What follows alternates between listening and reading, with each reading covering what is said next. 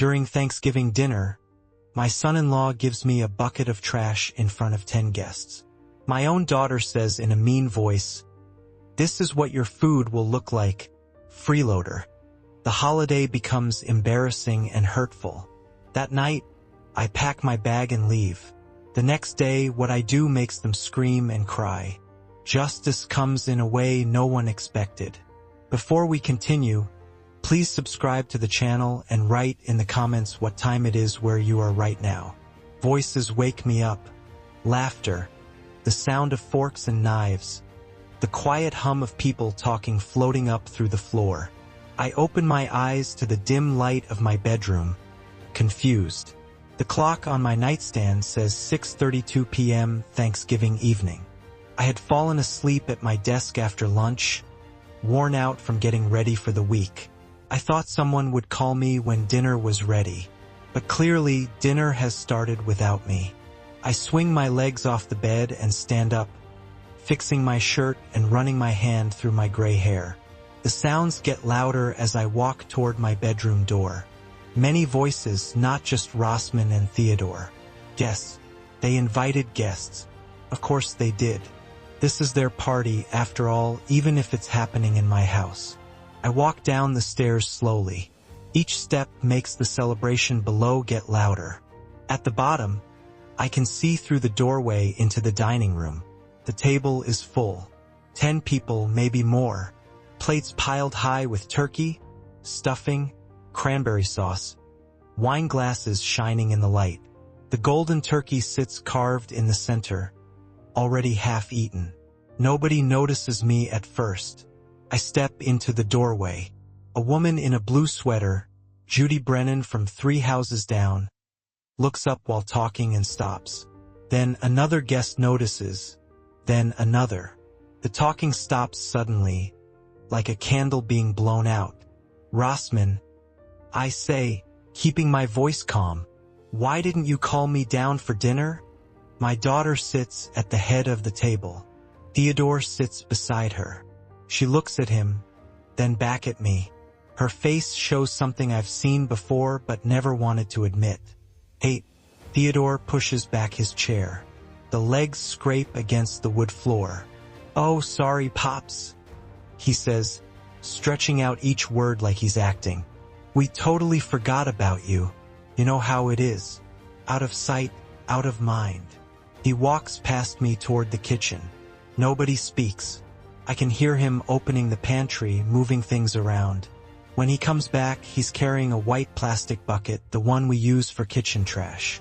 He holds it out to me like a waiter showing a fancy dish at a restaurant. Inside, coffee grounds, orange peels, turkey bones with no meat, vegetable peelings, gravy-soaked paper towels. "Here you go, Pops," Theodore says loud enough for everyone to hear. "Your plate." Rossman laughs.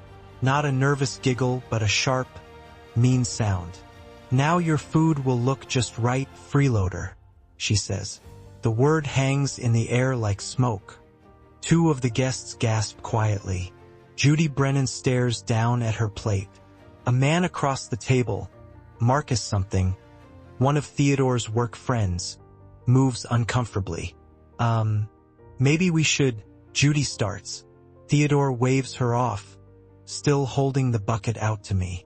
I take it from his hands, not grabbing it, not throwing it back at him.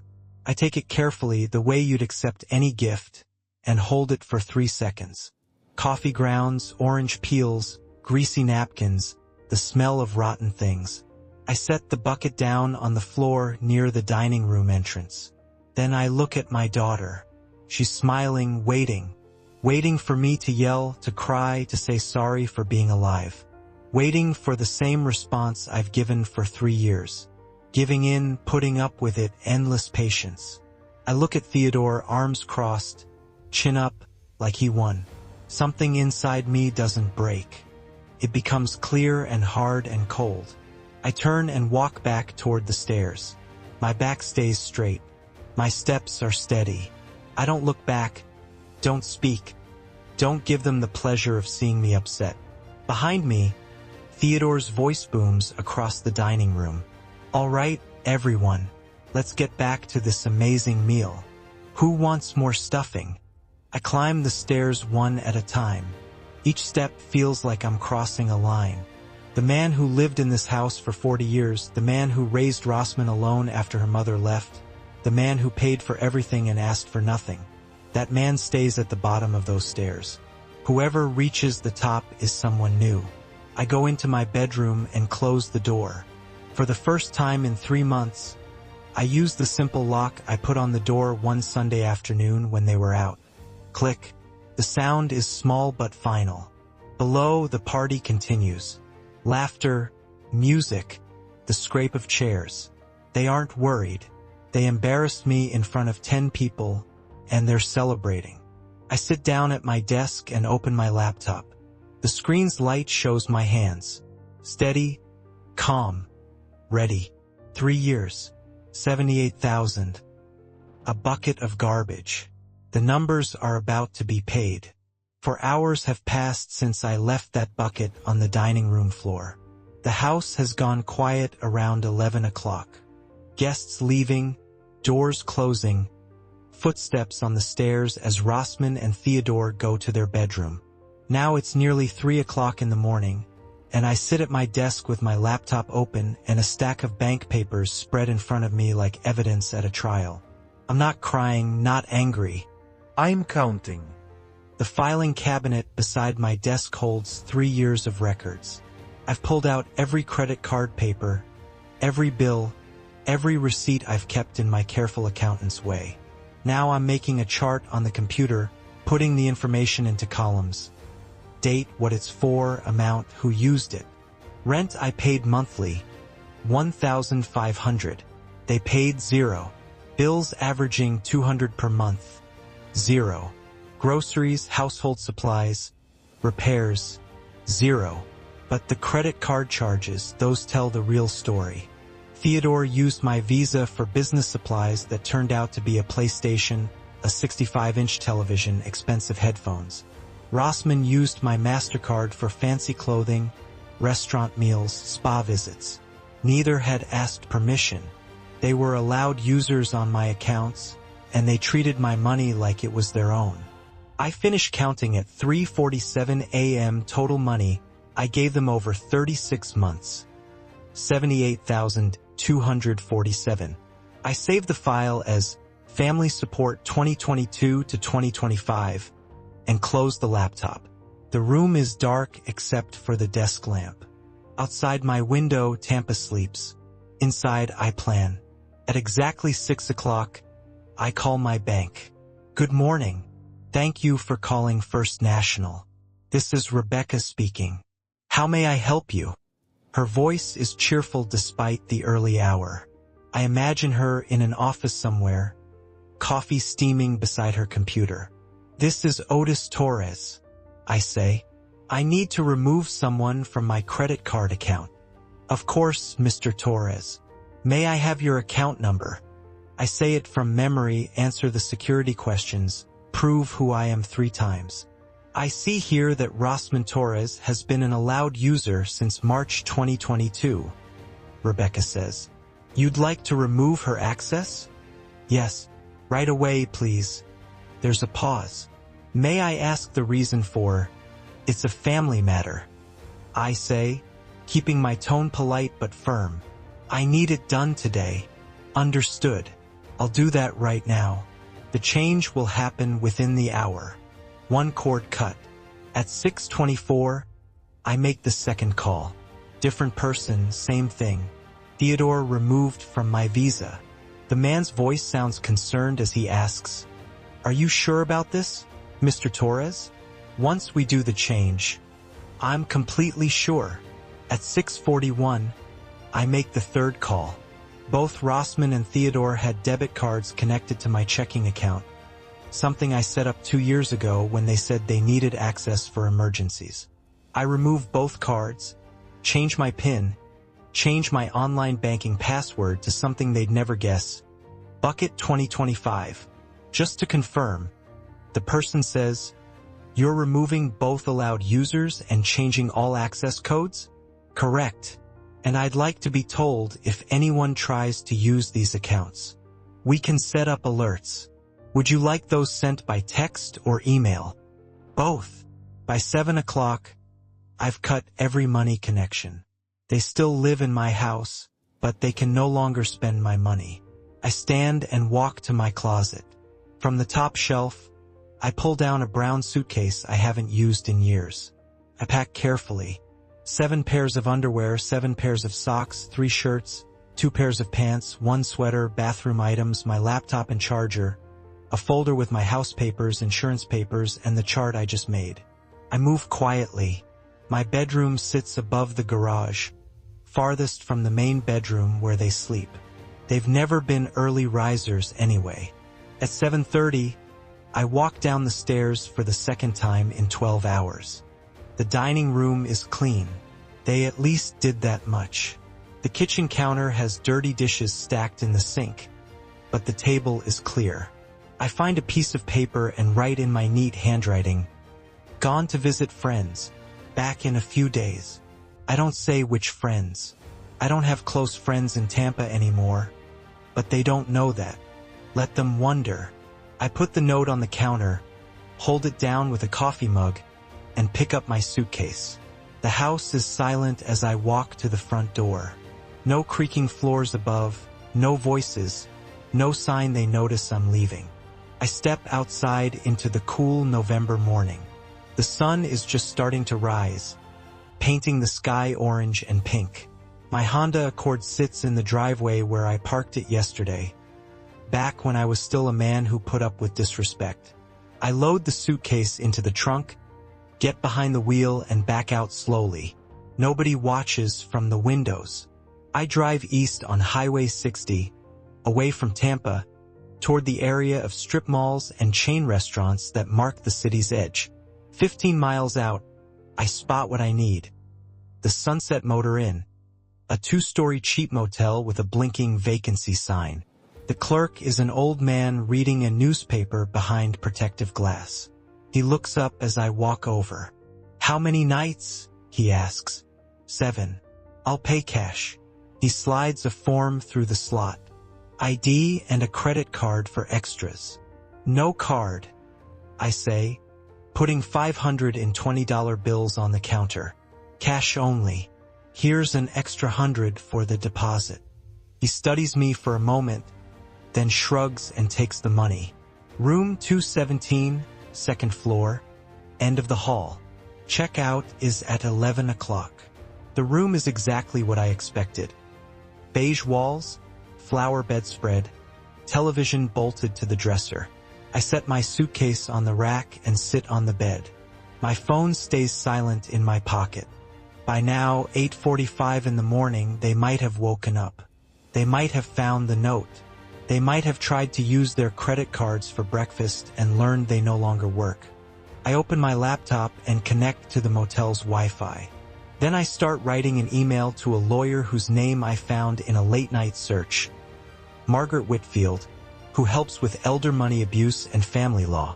Outside my window, traffic hums on the highway. Inside this room, I start the process of taking back what's mine. Not angry, not hurt, just done. My phone starts buzzing around noon. I'm at the motel, laptop open, looking at the email I sent to lawyer Margaret Whitfield at 3 o'clock in the morning. The screen shows an unknown number, the house phone. I let it ring and go to voicemail, then Theodore's cell, then Rossman's. I set the phone face down on the nightstand and go back to my research on Florida property law. I know exactly what's happening 15 miles away. By now, Theodore would be at a store somewhere, Home Depot most likely, given his endless list of half-finished projects. He'd have a cart full of supplies for whatever plan he dreamed up this week. The cashier would scan everything. Theodore would swipe my credit card with that casual entitlement he's perfected. And the machine would beep. Declined. He'd try again, harder, as if trying harder could make it work. Same result. The people behind him in line would shift their weight, checking their watches.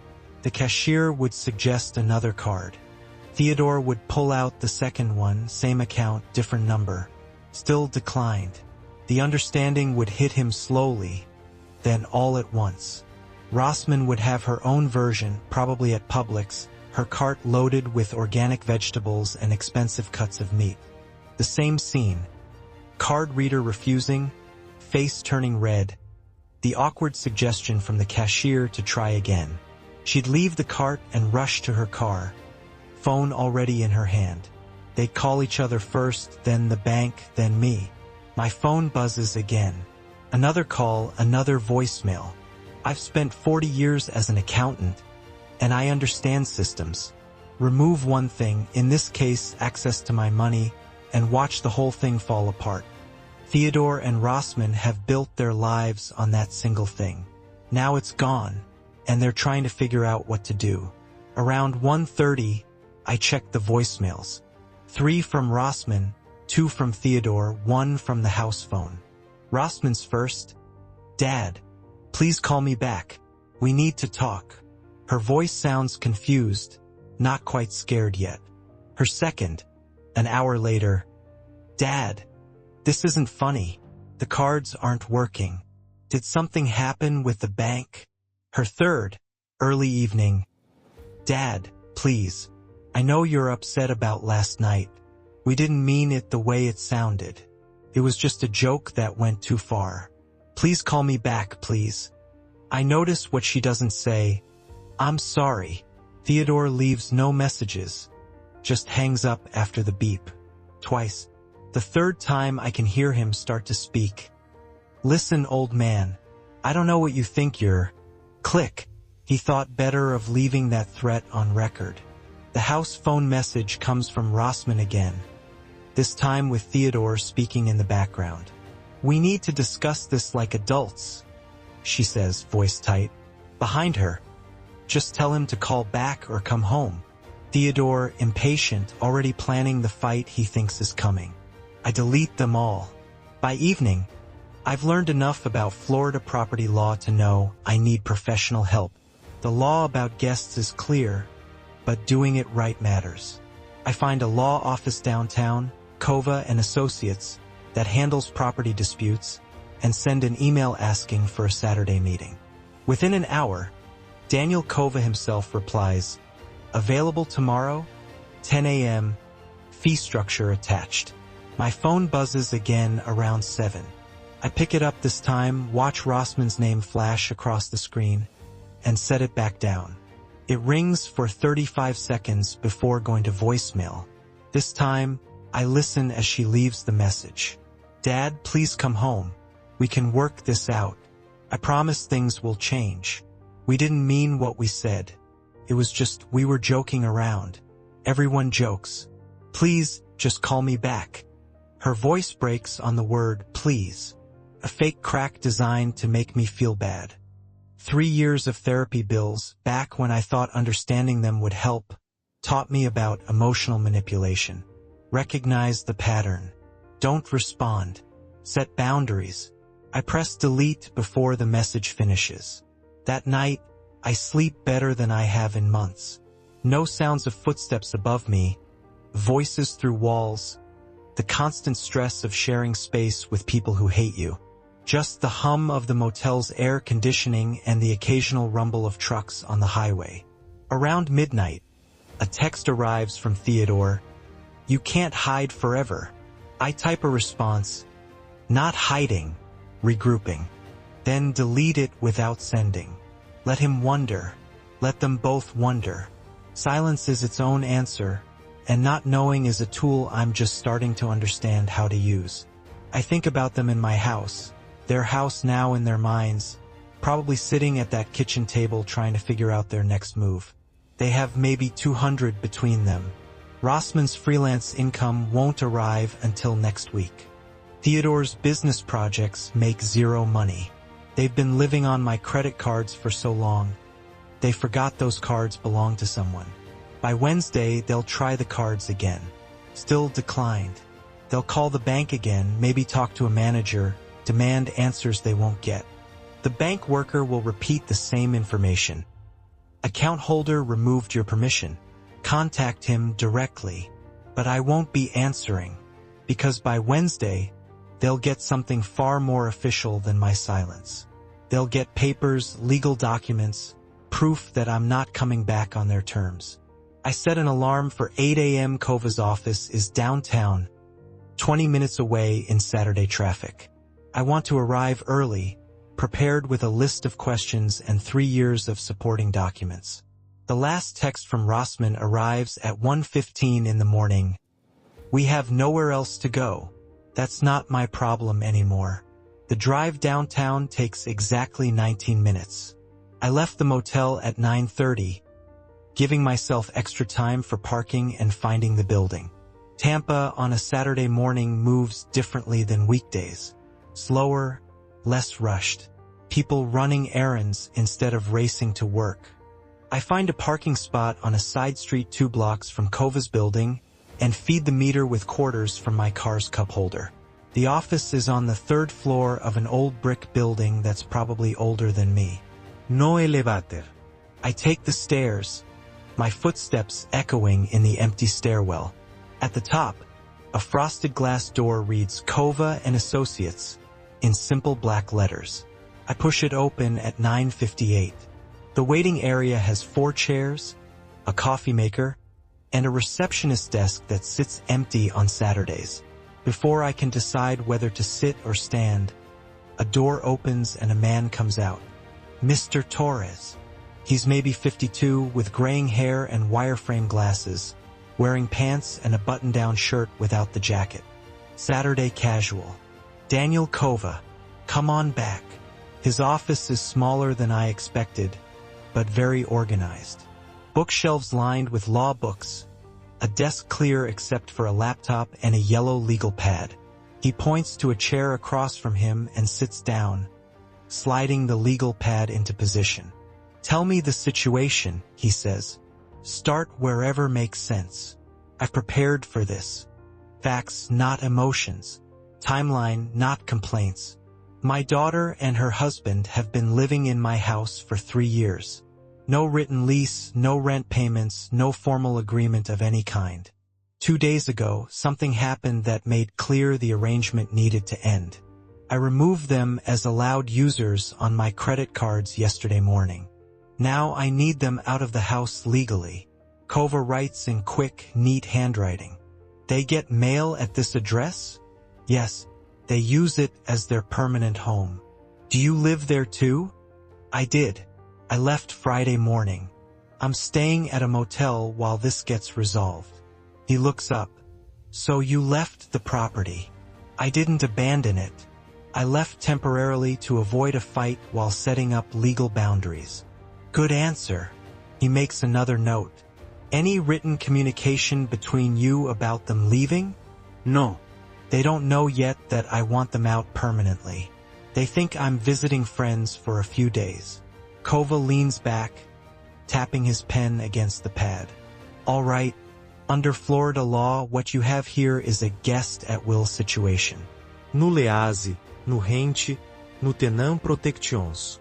You have the right to end their guest status whenever you choose. But he holds up one finger. You need to do it properly. What does properly mean? Written notice delivered in a way we can prove they got it. For guests, 15 days is standard. More than legally required, but it shows good faith if this ends up in court. Will it end up in court? He shrugs. Most people leave when they get official paperwork. Reality sets in, but we prepare for the worst case, which is formal removal proceedings. That could take another 4 to 6 weeks if they fight it. How do I deliver the notice? I write it. We send certified mail, and I'll also arrange a process server to hand-deliver a copy. Belt and suspenders approach. They can't claim they never got it. I pull out the folder I brought. Bank papers, credit card records, the chart I made. I have proof of financial support I've provided. $78,000 over 3 years. Is that important? Kova glances at the papers but doesn't take them. Not for the removal itself. The house is yours. That's all that matters. But keep those records. If they damage anything on their way out, You might need proof of their financial situation for getting money back. They'll damage things, I say, not a guess, a certainty. Then document everything.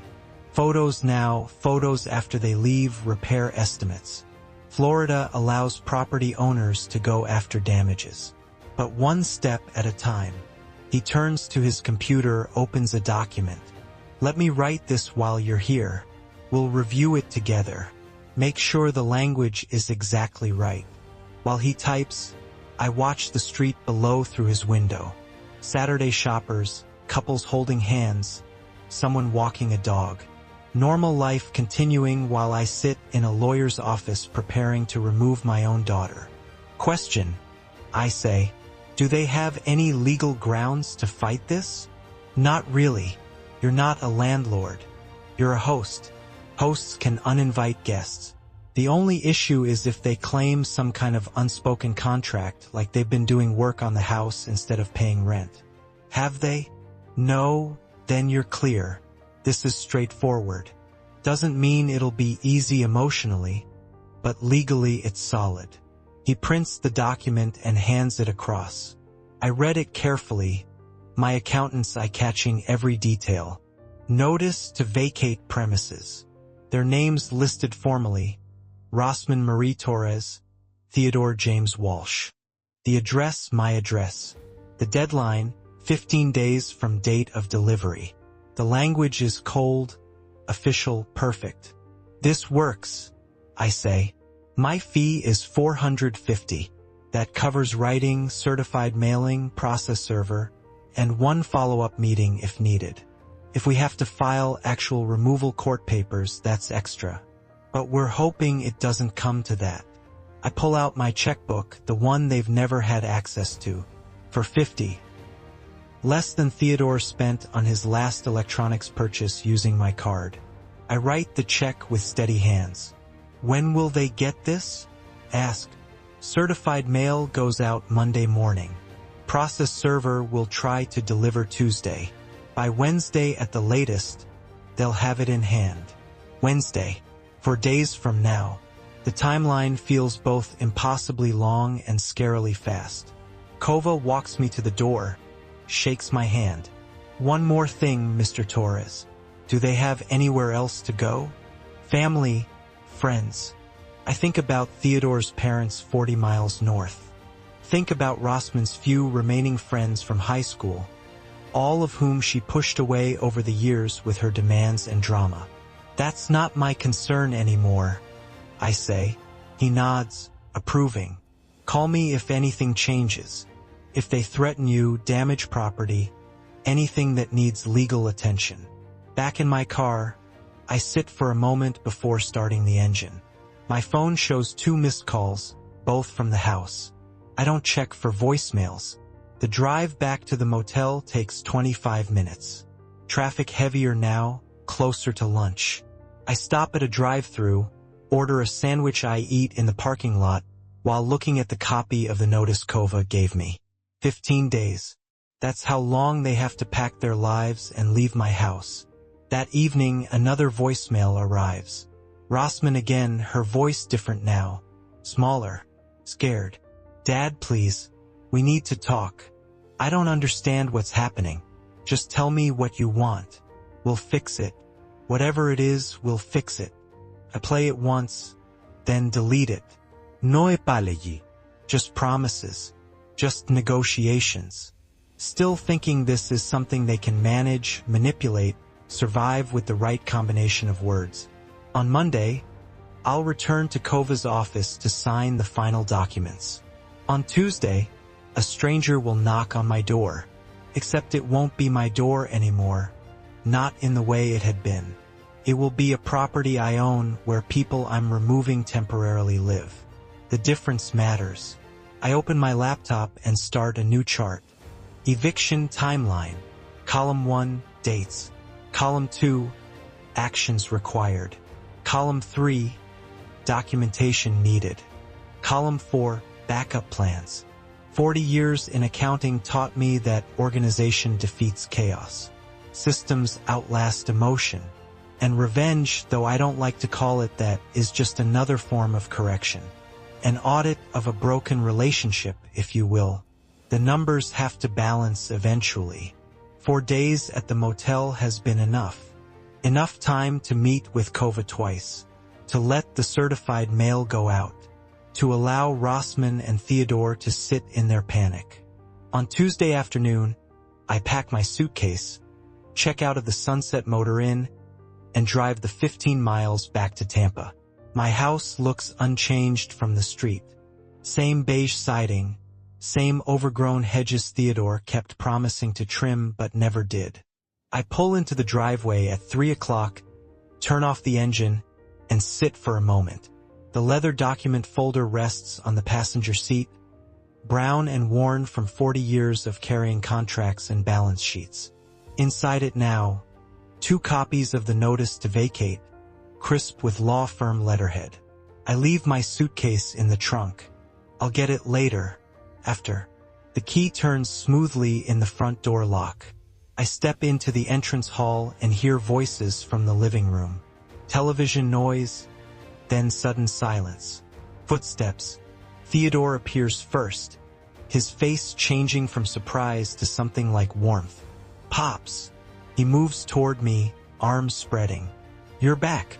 We were worried sick about you.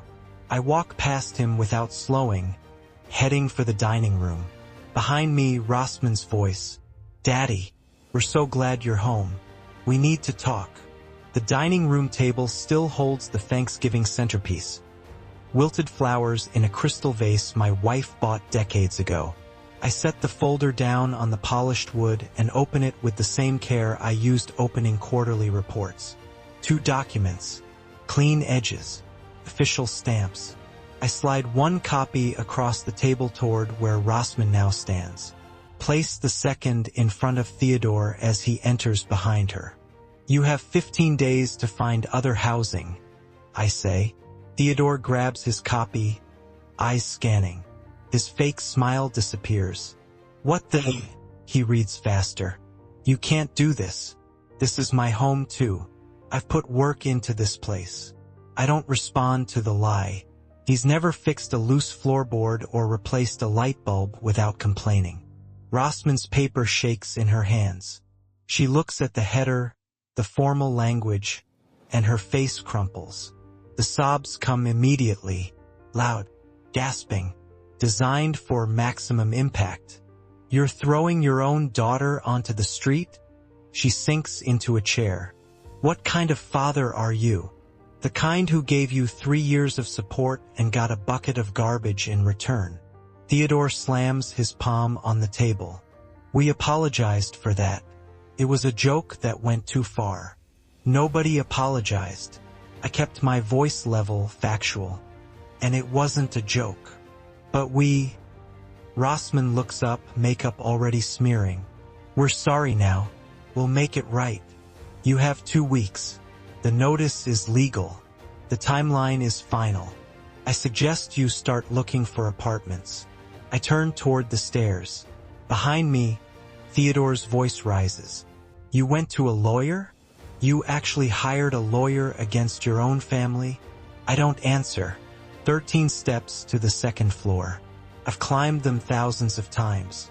Carrying groceries, laundry, the weight of pretending everything was fine. Now I climb them free of that weight. This is insane. Theodore shouts from below. We have rights.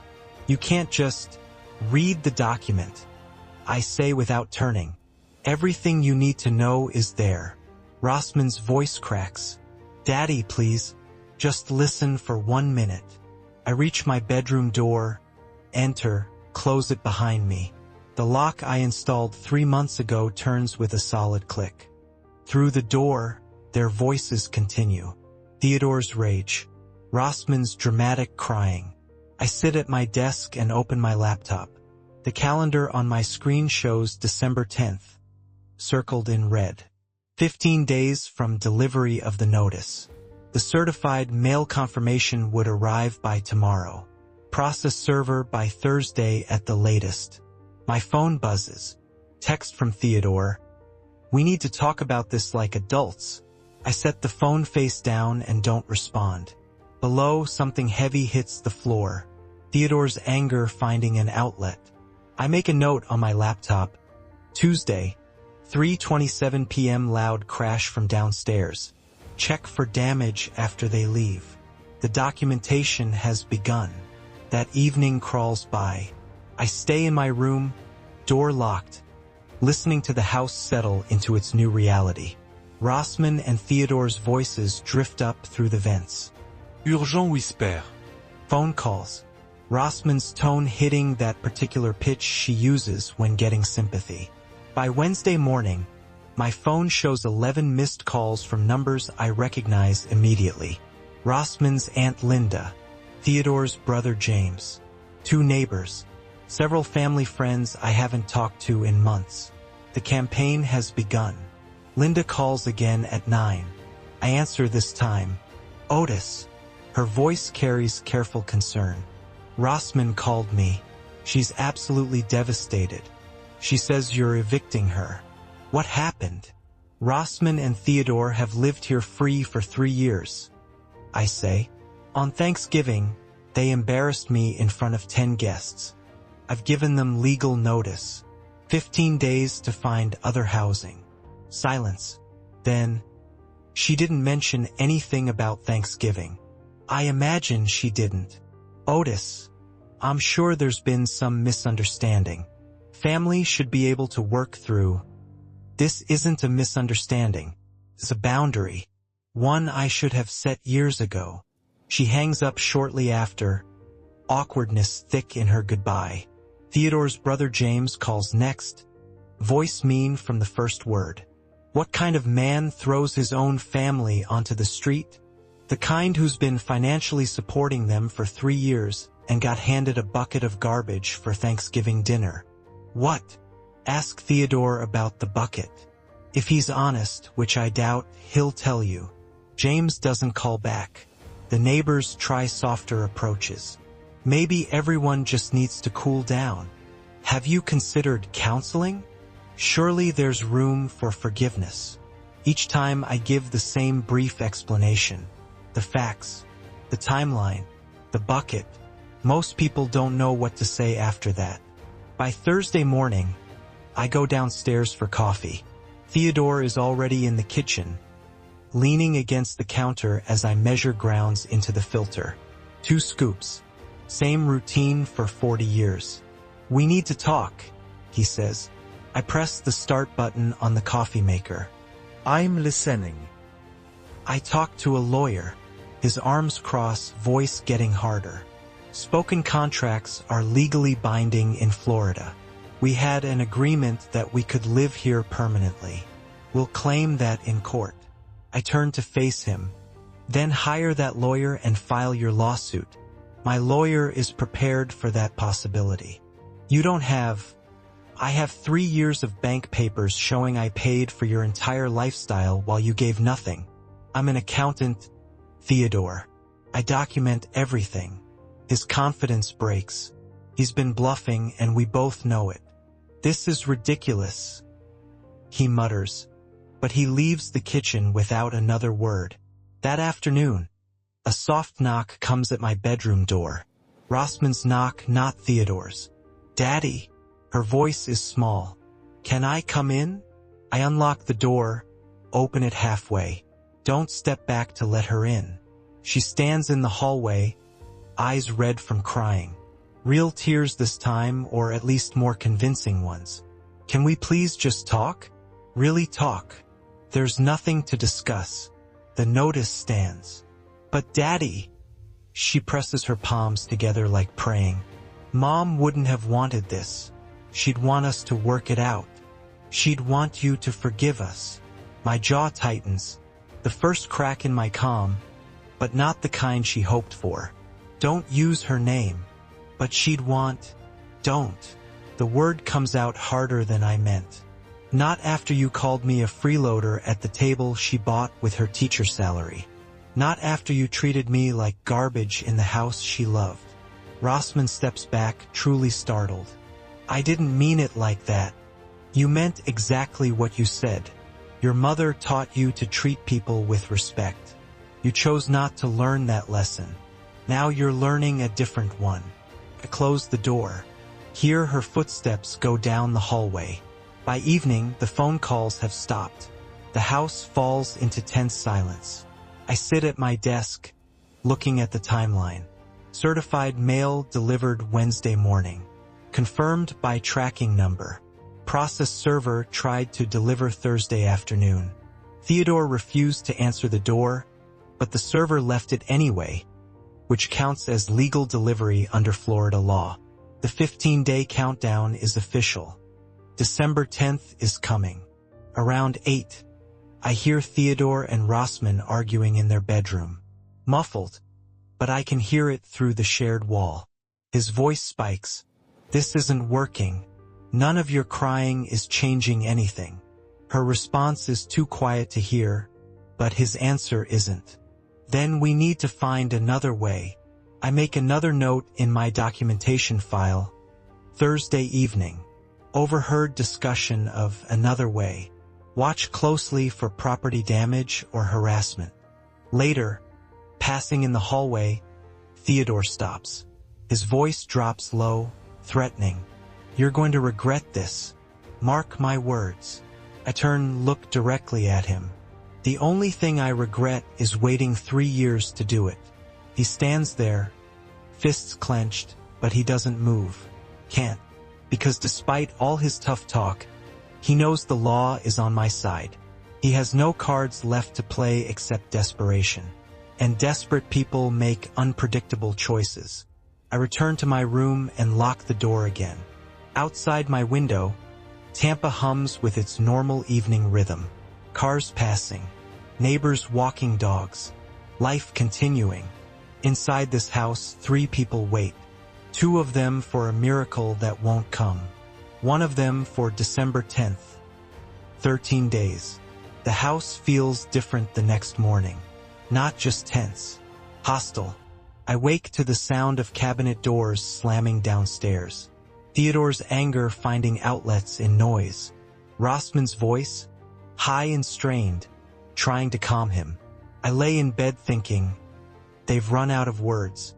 What comes next won't be verbal. Time to prepare. By 6 o'clock, I'm at my laptop researching home security cameras. Florida law is clear. Homeowners can install cameras in common areas with proper notification to people living there. I need 2 cameras. Simple wireless units. Motion activated. Recording to cloud storage. The drive to Best Buy takes 15 minutes. A young employee walks over as I enter the security section. These cameras are pretty popular for home security, he says, pointing to a mid-range system. They connect to your Wi-Fi and you can check the video from your phone. Easy setup. Battery or plug-in? These are plug-in. Continuous recording to cloud storage. You get 7 days of free storage, or you can pay for more. 7 days is enough. Pay cash. No paper trail. And drive home with the box on the passenger seat. Theodore and Rossman's car is gone when I arrive. Good. I carry the box upstairs, read the instructions, download the app to my phone. Installation takes an hour. Camera 1 goes on the top shelf of my living room bookcase, angled down to capture the sofa, entrance, and hallway. Camera 2 fits perfectly on top of the refrigerator, wedged between the appliance and ceiling, viewing the sink, stove, and kitchen table. I plug both into outlets. 2 small red lights blink steadily. Visible deterrence. They return around 6 that evening. I hear their car, hear the front door. I walk down the stairs carrying 2 printed notices. They're taking off their coats when I hand each of them a paper. Video cameras are now active in common areas. I say, this is your legal notification. Theodore grabs the paper from my hand, reads it, looks up at the bookshelf, spots the camera. You've got to be kidding me. Rossman's eyes fill with tears. You're spying on us now. I'm protecting my property. You're welcome to avoid the common areas if you prefer. I turn and climb the stairs. Behind me, Theodore's voice. This is insane. I don't respond. The lock on my bedroom door turns with its familiar click. The next morning, Saturday, I stay in my room looking at financial papers on my laptop. Around 8:45, I switch to the camera video out of curiosity. Theodore enters the kitchen, looks directly at the camera. The red light is visible. He knows he's being recorded. He pauses, then opens the cabinet under the sink. I lean forward. He takes out a wrench. My wrench from the toolbox in the garage. He crouches, reaches under the sink where the faucet connection is. Works for maybe 90 seconds. Water starts dripping. He adjusts something. The drip stops. He replaces the wrench, closes the cabinet, and leaves. I watch it twice more, then save the file. Kitchen sabotage NOV 29th 47 MP4. Sunday morning, I call a licensed plumber. Professional service, not a friend. Documentation matters. He arrives within 2 hours. Middle-aged, skilled, carrying a toolbox and invoice pad. See this connection here? He aims his flashlight under the sink. It's been purposely loosened. You can see the tool marks on the fitting. This wasn't wear and tear. Can you write that in your report? Already am. I've seen this before. People trying to create maintenance problems. You want photos too? Yes, as many as you need for a thorough report. The repair takes 40 minutes. The bill comes to $340. His written report includes the phrase, intentionally damaged connection, and evidence of tool marks not consistent with normal wear. That evening I write an email to Theodore. Subject line, reimbursement required. Body text, Theodore. Attached you'll find 1. Video evidence of deliberate damage to kitchen plumbing on November 29th. 2.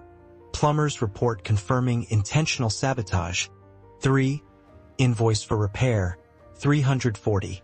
I expect reimbursement within 30 days. Failure to pay will result in this amount being added to any future legal proceedings. Otis Torres. I attach all 3 files. CC.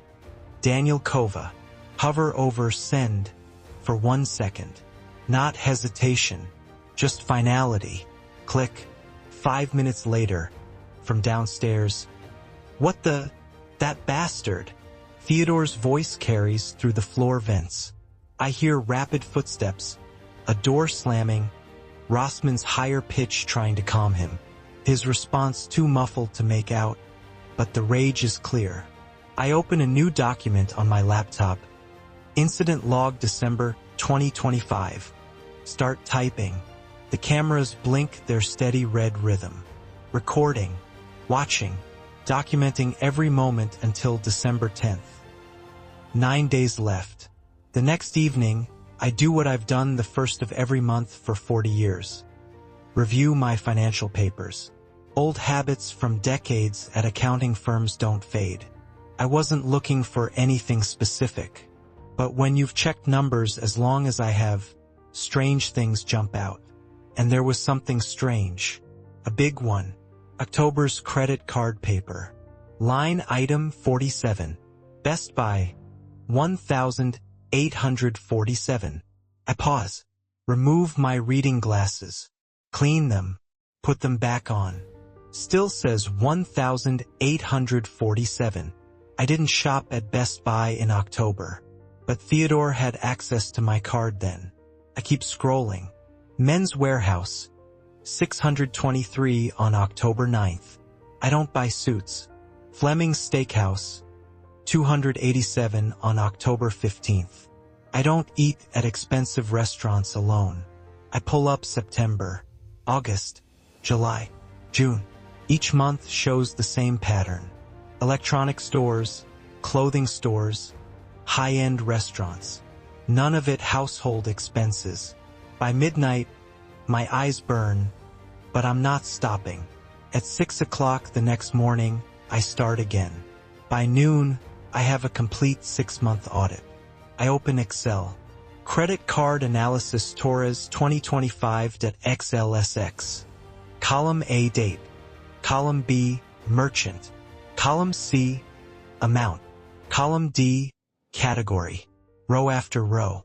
Best Buy, 1,847. PlayStation Store, 356. Nordstrom, 892. Ruth's Chris, 234. On and on through 47 entries. Cell C48. I enter the formula. The total appears 12,427. I stare at it. Not anger, just certainty. Around 1 o'clock, I call Daniel Kova. Daniel, it's Otis Torres. I've discovered something concerning. Theodore's use of my credit card before I blocked access. What kind of concern? Unauthorized personal purchases. 6 months of documentation. 12,427. Silence for 2 beats. Then, were these charges for household benefit? No. Gaming console, designer clothes, expensive restaurants. Personal spending. Did you authorize personal use?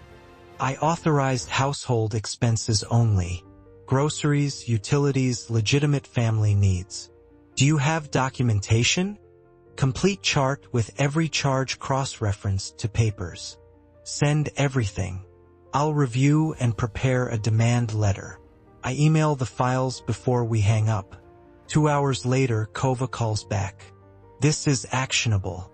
Breach of fiduciary duty at minimum. I'm writing a formal demand for repayment. 30-day deadline. If he doesn't pay, you can file civil lawsuit. Write it. The demand letter arrives in my inbox at 4 o'clock. I print 2 copies. One for my records. One for Theodore. I find him in the living room scrolling his phone on the couch. He looks up when I enter, his expression wary. I hand him the envelope. This is from my lawyer. He takes it slowly, tears it open, pulls out the letter. Official letterhead. Bold text. Demand for reimbursement of unauthorized charges. His face changes as he reads. Confusion. Understanding. Fury. 12,000. He stands up, letter crumpled in his fist. For what exactly? PlayStation console, gaming subscriptions, designer clothes, expensive dinners. The chart is attached to the letter. Every charge is documented. Those were... I needed those for... He stops. No explanation exists that would work. Rossman appears in the doorway. What's happening? Theodore pushes the letter at her. She reads, hand covering her mouth. Dav, no. You gave me that card. Theodore's voice climbs. You said I could use it. For groceries, for utilities. Not for a 700 suit. The chart lists every unauthorized charge. This is ridiculous. We're family. Family doesn't steal. Rossman steps forward, tears already falling. Dad, we don't have 12,000. You know we don't. How are we supposed to pay this? You have 30 days. You're getting jobs. You're moving out in 8 days.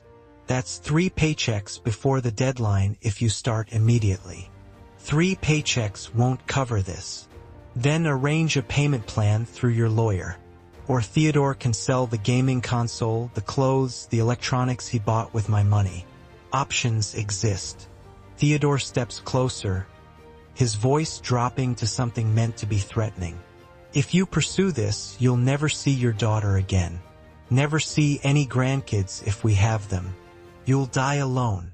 I look at him directly, hold his gaze without blinking. I'd rather die alone with my dignity than live surrounded by people who steal from me. That's not family. That's exploitation. The silence that follows is complete. Theodore has nothing left. No tough talk. No threats. No manipulation tactics. Just the letter in his hand and 12,000 he can't pay. I turn toward the stairs. Behind me, Rossman's voice breaks.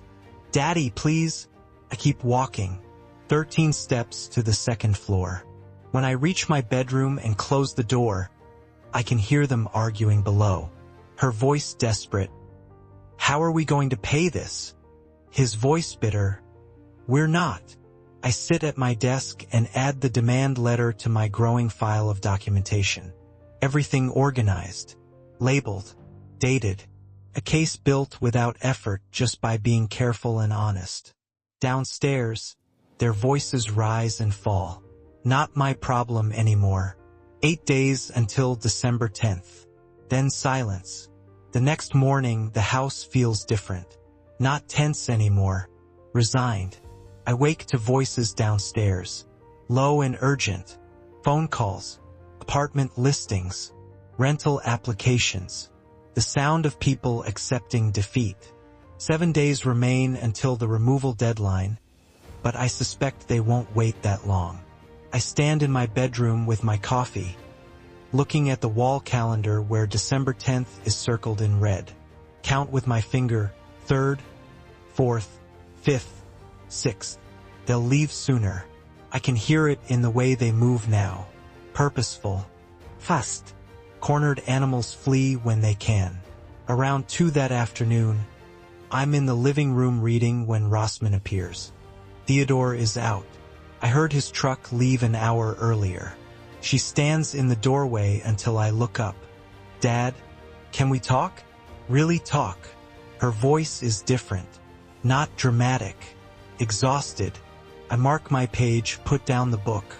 She sits on the edge of the sofa, hands clasped like someone at a job interview they can't afford to lose. I've been thinking about what happened, she says. I was wrong. Theodore influenced me, but that's not an excuse. I should have defended you that night. I should have. I interrupt quietly. Past tense. But you didn't. I'm sorry. Truly sorry. I deeply regret. Rossman. I lean forward slightly. What exactly did you call me on Thanksgiving? She looks away. Dad, don't say it. Please look at me and say it. Her voice comes out barely a whisper. A freeloader. Louder. A freeloader. Tears now streaming down her face. In front of how many people? 10. In whose house? Yours. The word breaks on a sob. I lean back. You remember every detail. So do I. Some things can't be apologized away. Public embarrassment from your own daughter. That's a wound that doesn't heal with words. She stands, stumbling toward the stairs, crying. I pick up my book and find my place. My hands are steady. That evening, Theodore bursts into the living room. Rossman must have told him about our conversation. You're destroying our family, he's shouting before he even crosses the doorway. Over one stupid comment. You're willing to throw away your relationship with your daughter forever. I don't get up from my chair. One comment. 3 years of taking. 3 years of disrespect. That night was just when I finally saw clearly. You're a bitter old man. You're alone and you can't stand seeing us happy. I'm alone because you drove everyone away. And you weren't happy. You were comfortable at my expense. There's a difference. Fine. We'll leave. And when you're old and sick and need someone, don't come crying to us. I stand then, meet his eyes directly. Theodore, you destroyed this family on Thanksgiving night with that bucket. I'm not destroying anything. I'm just stopping you from destroying what's left of me. He has no response to that. Turns and storms out. The next day, December 4th, I watch from my bedroom window as they load boxes into their car. When they return hours later, their body language has changed. Slumped shoulders. Defeated acceptance. They found something. That evening, I'm making dinner when I hear Theodore on the phone in their bedroom. His voice carries through the thin walls.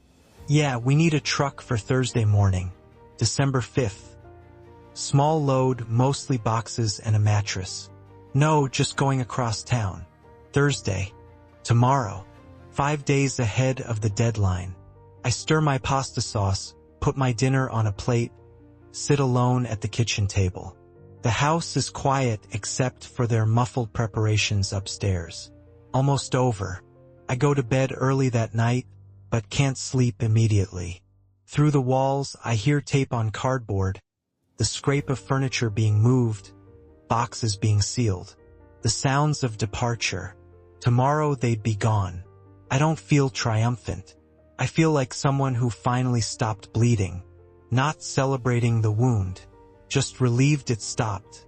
I wake before dawn on December 5th to the sound of a truck backing into my driveway. Beep, beep, beep. Moving day. I lay in bed listening to doors opening downstairs. Footsteps. Theodore's voice directing. They've arrived early. Want this done quickly. So do I. I get up, dress in jeans and a flannel shirt, make coffee, stand at my bedroom window watching them load. Theodore carries boxes. Rossman makes trips with bags of clothes. Their car packed tight with smaller items. Back and forth. Efficient. No lingering. Each box loaded is another piece of my space returned. By 11 o'clock, the truck is nearly full. I walk down the stairs for the first time that morning. Theodore is in the kitchen doorway, sweaty from loading. We look at each other across maybe 10 feet. Neither speaks for several seconds. We're leaving now, he finally says. Not an apology. A statement of completion. I nod once. He can't help himself. You're going to regret this, old man. When you're alone and sick and need help. Remember this day. The only thing I regret is not doing this 3 years ago. His face flashes anger, then resignation. He turns away. Rossman appears where he stood. Looks at me with exhausted eyes. Opens her mouth. Nothing comes out. What was there left to say? She tried apologies, manipulation, tears. All failed. She just looks at me for 3 seconds, then turns and walks toward the door. I don't call out. Don't stop her. The silence says everything. I watch from the living room window as Theodore starts the truck. Rossman gets in her car. 2 vehicles pulling away from my house. Watch until they turn the corner and disappear. Then silence. Complete silence. No footsteps overhead. No voices through walls. No tension in the air. Just quiet. I walk slowly through my home. Living room. My furniture. My books. My space. Kitchen. Clean counters. Organized cabinets. Upstairs to their bedroom. Stripped bara. Empty closet gaping open. I close that door. Can stay closed for a while. I open windows throughout the house. December air, cool and fresh. Circulation. Renewal. That evening, I sit on my front porch in my favorite wicker chair. Cup of coffee cooling in my hands. The sky goes orange, then pink, then purple. Judy Brennan appears on the sidewalk, walking her terrier. She turns up my walkway. Otis. I saw them leave this morning. She pauses. I was there on Thanksgiving. I saw what Theodore did with that bucket. You did the right thing. Something releases in my chest. External validation from someone who witnessed it. Thank you, Judy. That means something. She smiles, pats my shoulder, continues her walk. I sit until stars appear. The next morning I call a locksmith. Professional service. Prompt arrival. He changes every lock. Front door, back door, garage, deadbolts. New tenants moving in? He asks. No. Old ones moving out. He nods, understanding immediately. Fresh start then. Exactly that. By noon I have new keys. The old ones are worthless metal now. I take down the security cameras, save all video to an external drive, store it in my filing cabinet. Documentation just in case. But I don't think I'll need it. They're gone. That afternoon, I open my laptop and start researching. Kitchen remodel ideas. Living room paint colors. New furniture for the guest bedroom. Not their room anymore. Just a room that needs purpose. My house. My rules. My peace. I think about kindness then. How I'd been kind for 3 years. How they mistook that kindness for weakness. For permission to take and take and take. But kindness isn't weakness. I understand that now. Allowing exploitation, that's the betrayal. Not of them, of yourself. I'd reclaim my home. I'd reclaim my dignity. I'd reclaim the peace I'd forgotten I was entitled to. And the best part, I get to live well without them. Not out of spite, out of simple, honest relief. That was the real victory, not their departure. My recovery. The house is quiet around me. My coffee steams on the desk. Outside, December sun filters through the windows I've opened. Fresh air, clean space, silence that feels like comfort, not loneliness. I smile, the first genuine smile in weeks, and click on a paint color called New Dawn. Seems appropriate. If you like this story, please like this video, subscribe to the channel, and share your thoughts about this story in the comments. To listen to the next story, click on the box on the left. Thank you for watching.